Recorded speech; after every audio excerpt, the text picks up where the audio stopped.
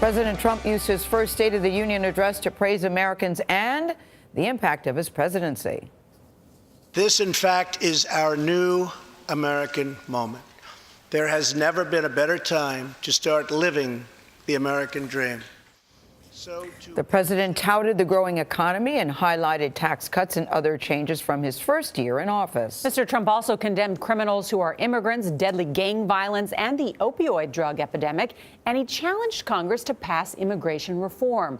Democrats greeted much of the speech with dissent or stony silence. A CBS News poll shows 3 out of 4 Americans who saw the speech approve of the president's message. 8 in 10 Americans who watched say they believe Mr. Trump was trying to unite the country rather than divide it. The audience, according to our poll, was 42% Republican and 25% Democrat. Major Garrett is at the White House with details of the hour and 20-minute speech. Major, good morning. Good morning. President Trump last night did something he almost never does, made the story of his presidency about somebody else. The guests he featured and the stories he told amplified what the administration has accomplished and what it hopes to do in the future, suggesting for the first time what's ahead is less about him and more about the country.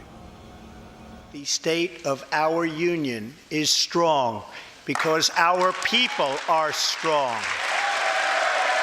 President Trump used his first State of the Union address since taking office to call for what has eluded past presidents, an end to bitter partisanship. I call upon all of us to set aside our differences.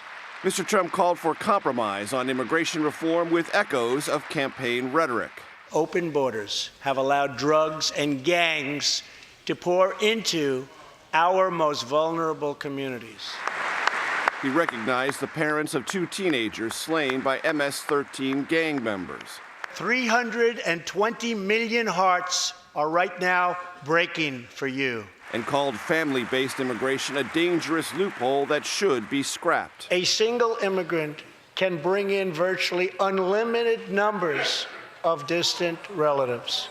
Under our plan, we focus on... That drew hisses from the Democrats as there are limits and long waiting periods. The president highlighted his first-year achievements, including economic growth and stock market gains, but made no mention of the Russia investigation that has put him at odds with his own government.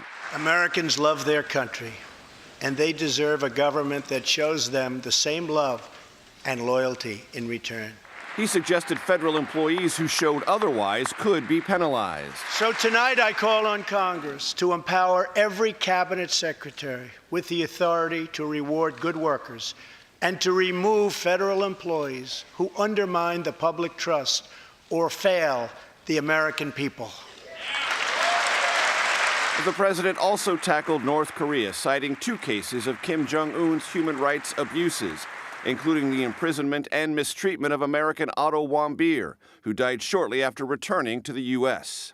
Otto's wonderful parents, Fred and Cindy Warmbier, are here with us tonight. Your strength truly inspires us all. The president also singled out North Korean defector Ji Sung-ho, maimed as a boy and later tortured by the regime. I understand you still keep those old crutches as a reminder of how far you've come.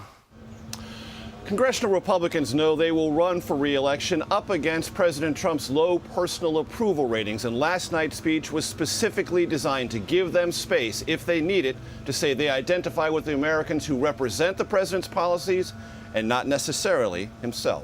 Nora? Well said, Major. Thank you so much.